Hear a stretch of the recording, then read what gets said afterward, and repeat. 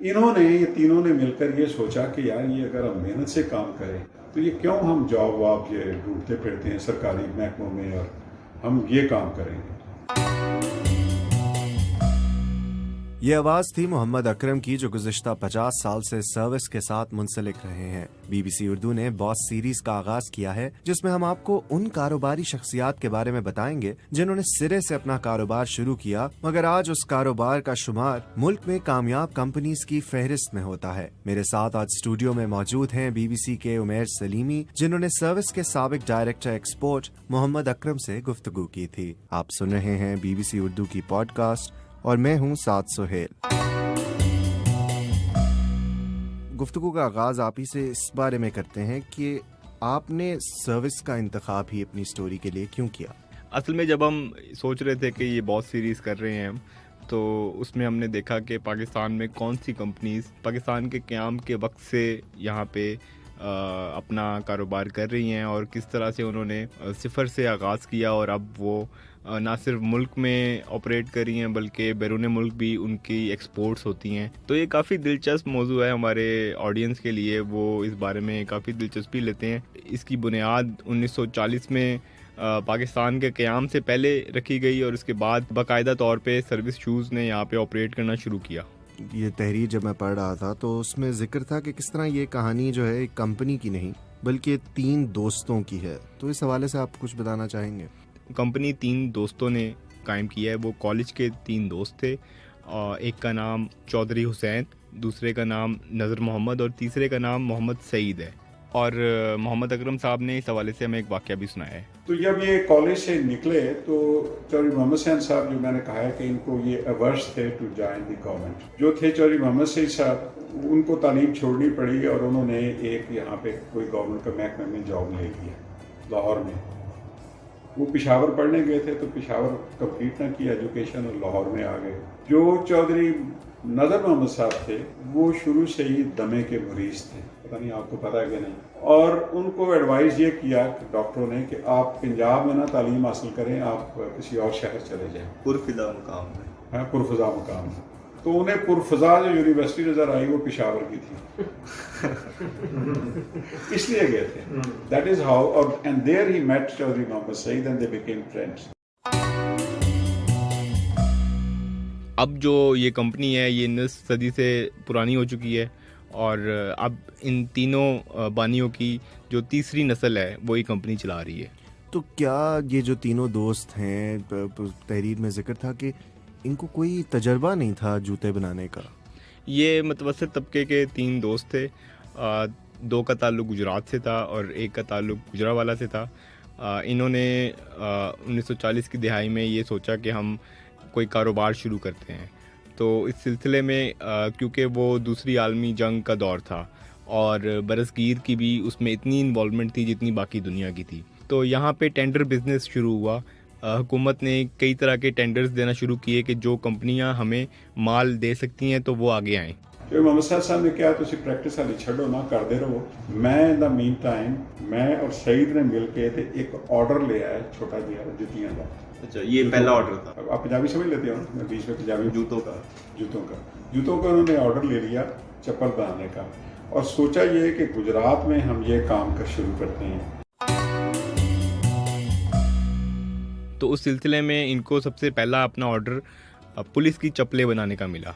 अच्छा, इन्हें पुलिस की चप्पलों का ऑर्डर मिला तो इनके पास उस वक्त ना तो चप्पलें थी और ना इन्हें बनाने का हुनर।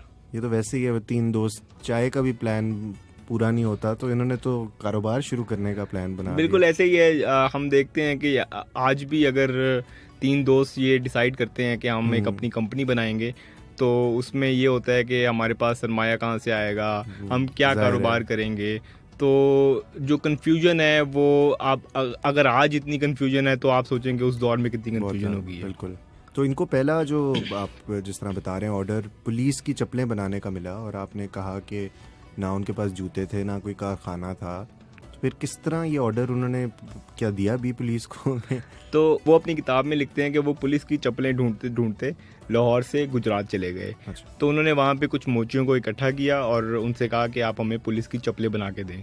तो मोचियों ने जो उनका काम है उन्होंने वो चप्पलें बना दी और उन्होंने वो टेंडर में आगे सप्लाई कर दी। तो इस तरह से उन्हें आहिस्ता आहिस्ता जब उनका तजर्बा बढ़ता रहा तो वो और टेंडर लेते रहे और टेंडर का कारोबार करते रहे। जिस तरह आपने बताया कि वो मुतवसत घराने से उनका ताल्लुक था तीनों का, तो किस तरह फिर उन्होंने, क्या सरमाया था उनके पास शुरू में और किस तरह से उन्होंने शुरू किया? ये तीनों जो दोस्त थे ये ग्रेजुएट थे और इनके पास जिस तरह आज भी है कि एक रास्ता था कि ये सरकारी नौकरी कर लें। इनमें से एक के वालिद सरकारी नौकरी करते थे तो वो देख चुके थे कि इसमें हार्डवर्क जो मेहनत है वो बहुत ज़्यादा है और इतनी आपको उस हिसाब से रिकग्निशन शायद नहीं मिलती। तो इन्होंने तीनों ने 52 रुपये इकट्ठा किए और इन्होंने एक जगह किराए पर ली और उसे एक स्टोरेज हाउस बनाया। तो ये 52 रुपये से इनका कारोबारी सफ़र शुरू हुआ। तो नाम की अगर बात की जाए तो इनका नाम पहले शायद सर्विस नहीं था, ये दुरुस्त है? जी बिल्कुल, आपने ठीक कहा। 1940 की दिहाई में जब ये कंपनी बनी तो इसका नाम हुसैन एंड सन्स था। जैसे जैसे इन्हें ऑर्डर ज़्यादा मिलते रहे तो इन्होंने सर्विस नाम रखा, क्योंकि क़याम पाकिस्तान से कबल हिंदू मुस्लिम एक सवाल था और तनाज़ा भी बहुत था। अगर कोई हिंदू नाम का कारोबार है तो उससे शायद मुसलमान ही चीज़ें ख़रीदना पसंद करता था और उसी तरह अगर कोई मुसलमान कारोबार है तो हिंदू उससे ख़रीदना नहीं पसंद करेगा। इनके ज़्यादातर गाहक हिंदू थे तो इन्होंने सर्विस नाम रखा जो कि एक न्यूट्रल नाम था ताकि हिंदू भी उससे खरीद सकें और मुसलमान भी खरीद सकें। तो वही बात है कि नाम पे उन्होंने फिर काफ़ी सोचा और फिर ये भी देखा गया कि सर्विस जिस तरह से एक वो है नाम, उसमें स्पेलिंग चेंज किए गए। वो इसलिए किए गए क्योंकि उस वक्त कुछ असूल थे कि आप एक प्रॉपर नाउन जो है, एक प्रॉपर कोई नाम है, उसको आप अपनी कंपनी का नाम नहीं बना सकते। तो इन्होंने SERBIS रखा अपना नाम। उमर, जब मैंने तहरीर का उन्वान पे नज़र डाली तो खुद ही से एक ये तजस्सुस पैदा हुआ कि मैंने ये पढ़नी है, क्योंकि जो उन्वान है इस तहरीर का वो था कि जब 3 दोस्तों को फ़ौजी बूट बनाने का ऑर्डर मिला। अब बहुत कम लोग जानते हैं कि उनको फ़ौजी बूटों का ऑर्डर मिला और जिस तरह आपने अभी पहले भी जिक्र किया कि पुलिस ने भी अपनी चप्पलों का ऑर्डर इनको दिया। तो ये किस तरह से ये सारा कुछ हुआ? इन्होंने पहले पुलिस के लिए चप्पलें बनाई, उसके बाद इन्होंने पुलिस के लिए बूट बनाए। तो इन्हें थोड़ा सा तजर्बा जुफ्तसाजी में हो गया था। उसके बाद ये हुआ कि जब क़याम पाकिस्तान के बाद इन्होंने एक्सपेंड करना चाहा तो इन्होंने दूसरे मौक़ों की तरफ देखना शुरू किया। उस वक्त फ़ौजी जूते या फ़ौजी बूट वो बाटा बनाता था। तो चौधरी मोहम्मद हुसैन साहब अपनी किताब में लिखते हैं कि एक ब्रिगेडियर साहब बाटा की फैक्ट्री में फ़ौजी जूतों का मुआयना कर रहे थे। तो उन्होंने देखा कि इसमें कुछ नुक्स हैं। उन्होंने फैक्ट्री के मैनेजर से कहा कि इसमें नुक्स हैं, इसका कुछ करो। तो उन्होंने आगे से कहा कि ये बेहतरीन हमने क्वालिटी में बनाए हैं और क्योंकि ये हम ही बनाते हैं तो आपको ये हमसे ही लेने पड़ेंगे। तो वो लिखते हैं कि इसके बाद ब्रिगेडियर साहब खामोश रहे। अच्छा, खामोश हो गए थे। उसके बाद वो खामोश रहे और सर्विस वालों के पास एक हुकूमती ओहदेदार गया।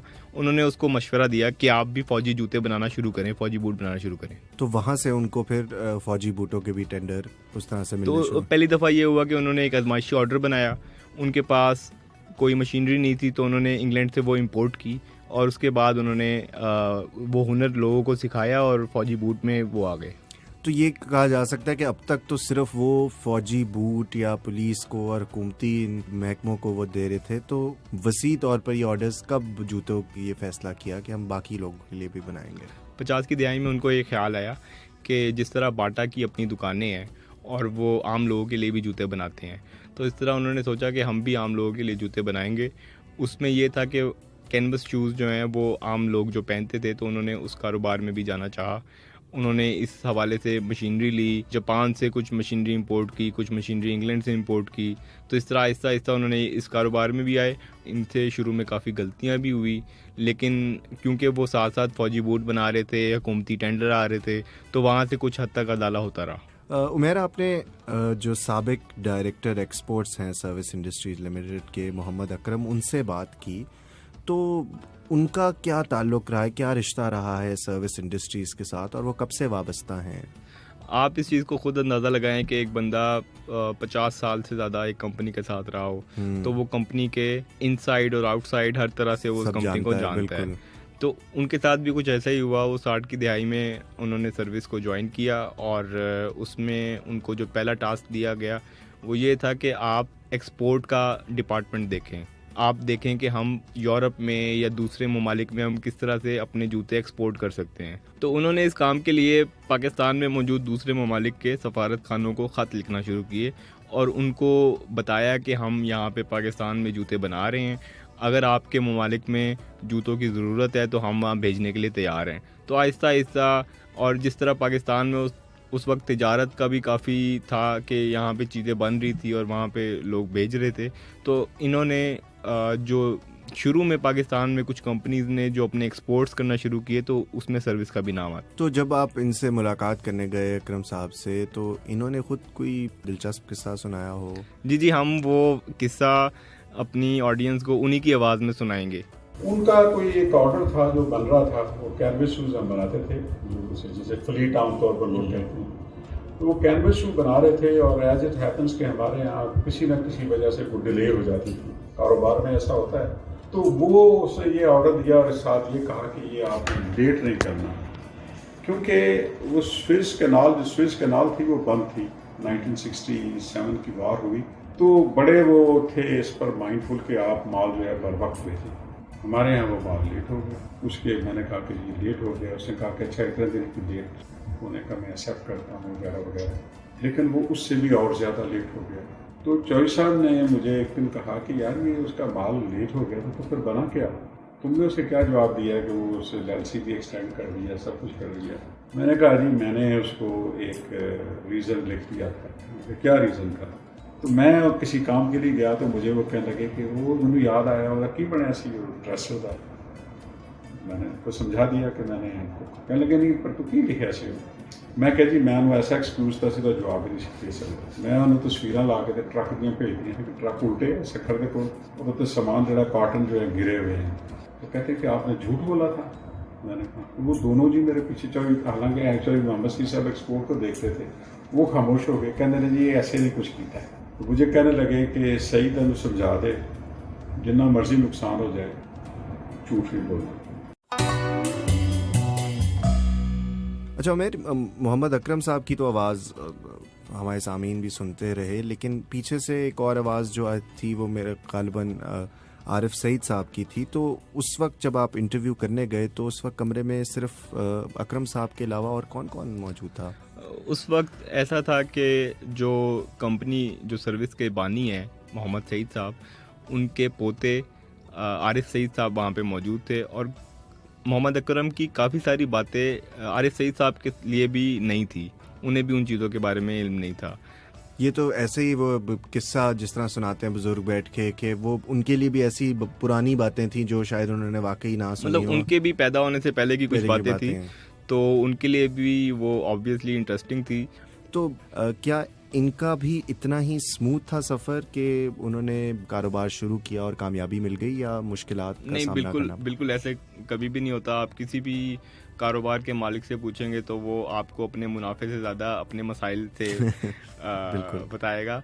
तो उन्होंने भी इसी तरह बताया कि कंपनी के शुरू में उन्होंने कहा कि हम ऑक्सफोर्ड शूज़ पे फोकस रखते हैं जो कि रस्मी जूते होते हैं। तो ऐसा नहीं हुआ, पाकिस्तानी अवाम जो थी वो फॉर्मल शूज़ नहीं, वो कैनवस शूज़ में ज़्यादा दिलचस्पी लेते थे, तो उन्होंने उसमें ज़्यादा ख़रीदा, वो जूते ज़्यादा ख़रीदे और ऑक्सफोर्ड शूज़ इतने नहीं ख़रीदे। जब उन्होंने इंग्लैंड में मशीनरी ली तो उन्होंने फर्में भी वहाँ पे ख़रीद लिए जो कि इंग्लैंड के लोगों के लिए बनाए हुए थे। जब उन्होंने यहाँ पे वो फर्में इस्तेमाल करना चाहे तो पाकिस्तानी नस्ल के लोगों के जो जूते का साइज़ है वो उससे मुताबिकत नहीं रखता, तो उनको वहाँ पे भी काफ़ी नुकसान हुआ। उनको नहीं पता था ये बात? उनको नहीं पता था। मगर क्या उनको काम की जगह पे फैक्ट्री में कभी कोई मसाइल का सामना करना पड़ा हो, कोई ऐसे मसाइल हुकूमत की जानिब से या कहीं से उनको फेस करने पड़े हों? एक बड़ा वाक़या जो सर्विस की तारीख में हुआ वो 1980 की दिहाई में उनकी लाहौर फैक्ट्री में हंगामा आई थी। अच्छा। जिसके नतीजे में उनको वो फैक्ट्री बंद करना पड़ी और वो जो प्रोडक्शन है वो गुजरात लेके जाना पड़ी। वो उस वाक़े के बारे में चौधरी मोहम्मद हुसैन साहब कहते हैं कि ये मेरी ज़िंदगी का तल्ख़ तरीन हकीकतों में से एक है। और उसमें ये हुआ था कि जब सुबह वो अपने दफ्तर गए तो उन्होंने देखा कि वहाँ पे तोड़ फोड़ हो रही है, गाड़ियों के और इमारत के शीशे तोड़े जा रहे हैं। तो वो कहते हैं कि इसमें हमारे कारीगर मुलविस नहीं थे, ये बाहर से तकरीबकार बुलाए हुए थे। लेकिन हम यहाँ पे अपनी ऑडियंस को ये भी बताते चलें कि उस वक्त लेबर यूनियन और सर्विस के दरमियान कुछ तल्खियाँ चल रही थी। तो बाद लोग ये भी कहते हैं कि शायद कुछ तल्खियाँ बढ़ गई तो उस वजह से ये हंगामा राई पेश आई। शुरू में ऐसा हुआ, लेकिन एक ऐसा टाइम भी आया जिसमें बाटा ने अपनी दुकानें वहां खोली जहां हम खोल रहे थे। अच्छा, सर्विस का जब भी जिक्र होता है, क्योंकि आप मार्केटों में भी जाएं तो जहां सर्विस की दुकान नज़र आती है उसके साथ ही बाटा की दुकान भी नज़र आती है, तो लोगों के लिए सर्विस और बाटा जो है वो साथ साथ ही एक नाम जुड़ा होता है। तो इस हवाले से आपने उनसे कोई पूछा कि मुकाबला है बड़ा सख्त किस्म का? जी बिल्कुल, जिस तरह कंपनीज में राइवलरी रहती है, दो कंपनियां जो अपने टॉप पे होती हैं उनके दरमियान मुकाबला होता है, तो इसी तरह सर्विस और बाटा के दरमियान भी मुकाबला रहा है। शुरू में सर्विस वहाँ पे अपनी दुकान खोलता था जहाँ पे बाटा की दुकान होती थी, क्योंकि बाटा एक मल्टीनेशनल कंपनी है और सर्विस पाकिस्तानी कंपनी है, तो वो कोशिश करते थे कि हम किसी तरीके से इनका कस्टमर भी अपनी दुकान में दाखिल करवा दें। लेकिन बाद में मोहम्मद अकरम साहब ने हमें बताया कि बाद में कुछ ऐसा भी हुआ कि जहाँ पे सर्विस की दुकान बनी वहाँ पे बाटा वालों ने भी अपनी दुकान बनाई, तो इनकी आपस में राइवलरी चलती रहती है। तो हम एक तस्वीर भी आपको दिखाएंगे, उसमें बाटा की दुकान के बाहर इश्तिहार लगा हुआ है, नो मास्क नो सर्विस। जी, मेरी नज़र से भी गुजरी तो है। वो एक इंटरेस्टिंग चीज़ है। इस तरह की छोटी मोटी नोक झोंक होती रहती है जो आवाम में भी दिलचस्पी क्रिएट करती रहती है इन दोनों कंपनीज के बारे में। बहुत शुक्रिया उमैर हमें इस पॉडकास्ट में ज्वाइन करने के लिए। अगर आप सर्विस शूज़ के मुतालिक उमैर सलीमी की इस तहरीर को पढ़ना चाहते हैं तो आप विजिट कर सकते हैं bbcurdu.com।